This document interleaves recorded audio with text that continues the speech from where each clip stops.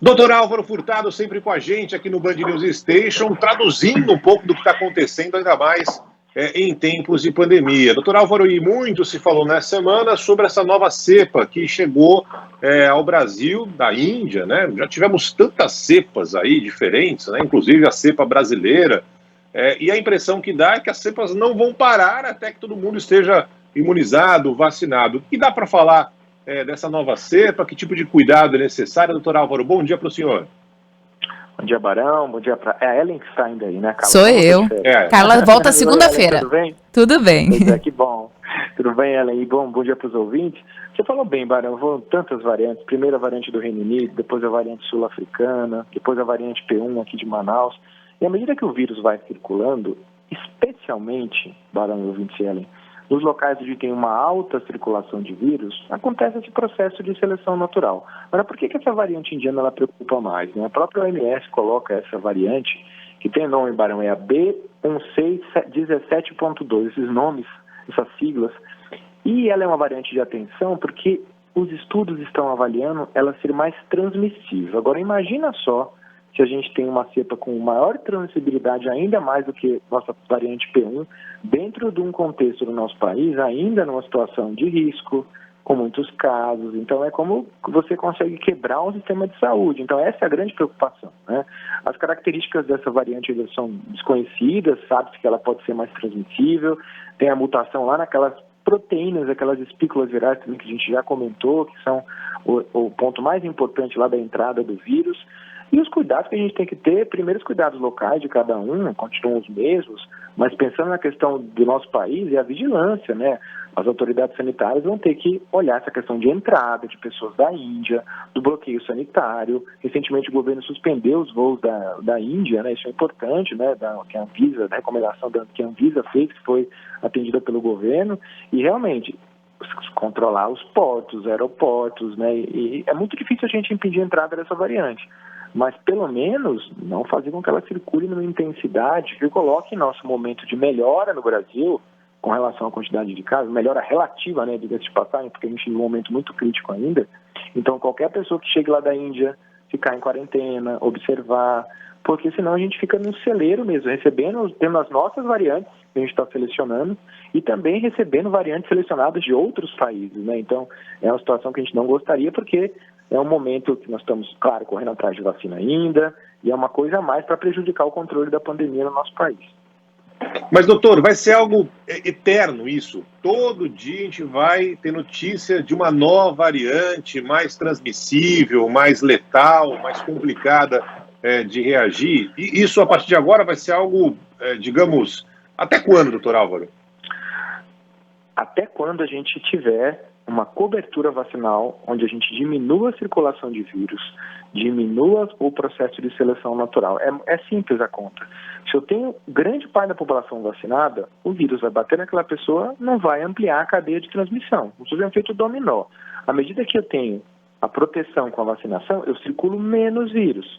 Se circula menos vírus, tem menos chance de seleção de variantes diferentes. Então, a grande prevenção da seleção de variantes genéticas é diminuir a circulação de vírus com vacina e, paralelamente, quando a cobertura vacinal ainda não é tão alta como é no nosso país, isolamento, uso de máscaras. Então, vai surgir sim um momento, Barão, onde a gente vai ter menos variante. Mas esse momento depende da velocidade que a gente vai ter de expandir rápido a vacina. Fala aí, Ellen.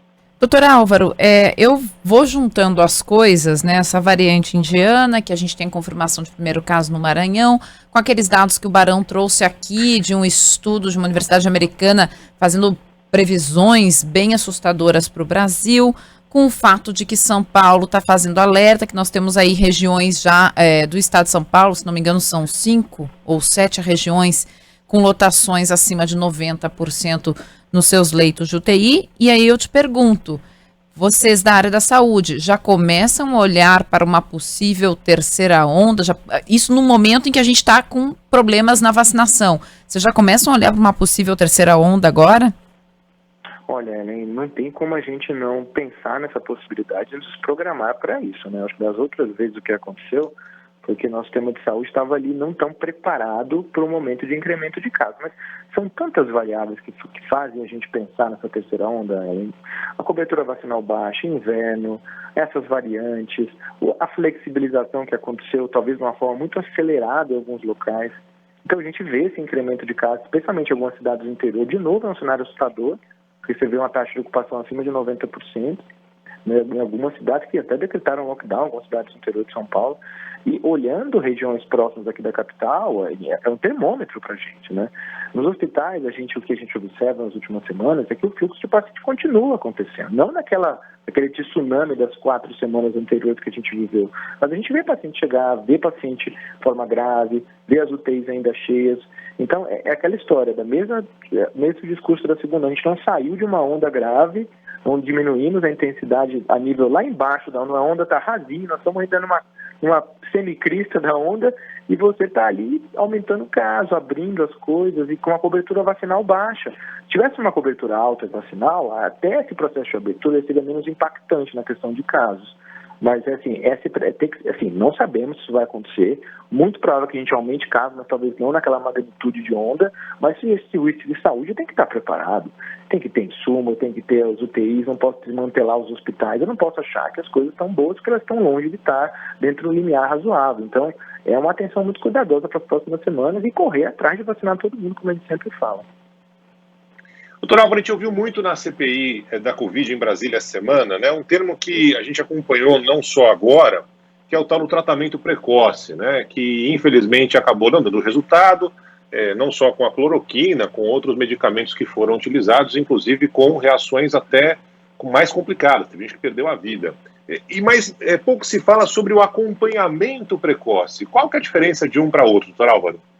Olha, Barão, isso, e muitos trabalhos mostraram isso. Eu acho que é um assunto muito polêmico. Quando a gente fala isso, a gente leva a pedra de tudo quanto é lado, até porque para o paciente, para quem está doente, dar algum remédio, parece que para o paciente é algo por estar fazendo alguma coisa por mim. Quando você não dá o remédio, parece que você, para o paciente, interpreta, poxa, por que você não está me dando remédio? Né? Primeiro, porque não tem evidência científica.